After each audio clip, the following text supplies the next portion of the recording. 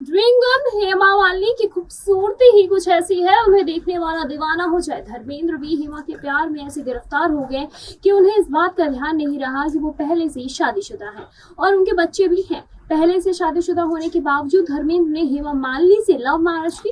हालांकि हेमा मालिनी हमेशा धर्मेंद्र की पहली पत्नी और परिवार के साथ एक सम्मानजनक दूरी बनाकर रखती थी।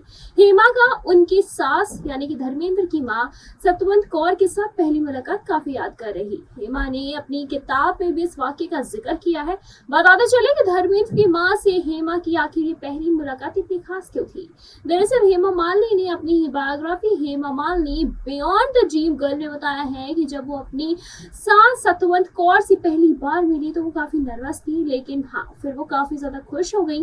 हेमा कहती है धर्म जी की माँ भी उतनी ही दयालु है जितने की वो। मुझे याद आता है कि जब मैं प्रेग्नेंट थी और बेटी ईशा के जन्म होने वाला था तो उस वक्त वो जुहू के डबिंग स्टूडियो में मुझसे मिलने आई थी और उन्होंने घर में किसी को कुछ भी नहीं बताया और मैंने उनके पैर छुए और उन्होंने मुझे गले लगा लिया। बताते चले कि उन्होंने ये भी कहा कि बेटा खुश रहो हमेशा। मुझे खुशी है कि वो मुझसे खुश थी और उन्होंने मुझे ये ब्लेसिंग्स दी। यहाँ तक कि प्रकाश कौर की वो उन्होंने बताया कि प्रकाश कौर की इज्जत भी वो करती है। हेमा मालिनी ने इस किताब में ये भी बताया कि वो धर्मेंद्र की पहली पत्नी प्रकाश कौर की इज्जत करती हैं। उनकी बेटियां भी प्रकाश और उनके बच्चों का उतना ही सम्मान करती हुई नजर आती हैं। हेमा की किताब में उन्होंने ये भी बताया है कि मैंने कभी प्रकाश के बारे में बात नहीं की, लेकिन मैं उनकी बहुत ही ज्यादा इज्जत करती हूँ, उन्हें बहुत ही ज्यादा सम्मान देती हूँ। यहाँ तक कि मेरी बेटियां भी धर्म जी के परिवार का उतना ही सम्मान करती हैं। बताते चले कि हेमा मालिनी धर्मेंद्र की दूसरी पत्नी है। दुनिया मेरे जीवन के बारे में विस्तार से जानना चाहता है, लेकिन ये दूसरों को जानने के लिए नहीं है। हेमा मालिनी ने इस किताब में ये भी बताया है कि वो धर्मेंद्र की पहली पत्नी प्रकाश कौर की काफी ज्यादा रिस्पेक्ट करती है। उनकी बेटियां भी प्रकाश को उतना ही ज्यादा सम्मान देती हुई नजर आती है।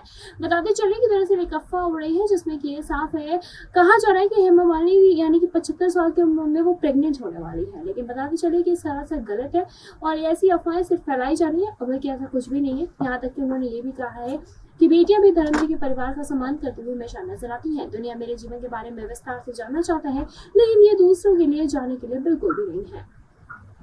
बताते चले कि भारतीय सिनेमा के दिग्गज अभिनेता धर्मेंद्र भी 70 के दशक के काफी पॉपुलर एक्ट्रेस में से एक थे। वैसे आपकी इन दोनों पे क्या राय है, हमें कमेंट करके जरूर बताएं। ऐसे तमाम लेटेस्ट खबरों को जानने के लिए जुड़े रहे हमारे साथ और देखते रहे नेक्स्ट समय करते भी नजर आती है। यहाँ देखिए करण ने निर्देशक के तौर पर कुछ कुछ होता है से डेब्यू किया, जिसके लीड एक्ट्रेस काजोल थी। इसी आपकी इस पे क्या कमेंट करके जरूर बताएं। और बात करें अगर हम काजोल की, तो इसके बाद काजोल ने करण की कभी खुशी कभी गम में भी साथ में काम किया और ये दोनों ब्लॉकबस्टर साबित हुई थी। इसके बाद काजोल ने करण की माय नेम इज खान में और फिर कई उनकी हिट फिल्मों में काजोल ने काम किया है। ऐसे आपकी क्या राय है, कमेंट करके जरूर बताएं। ऐसी तमाम लेटेस्ट खबरों को जानने के लिए जुड़े रहे हमारे साथ और देखते रहे नेक्स्ट समय।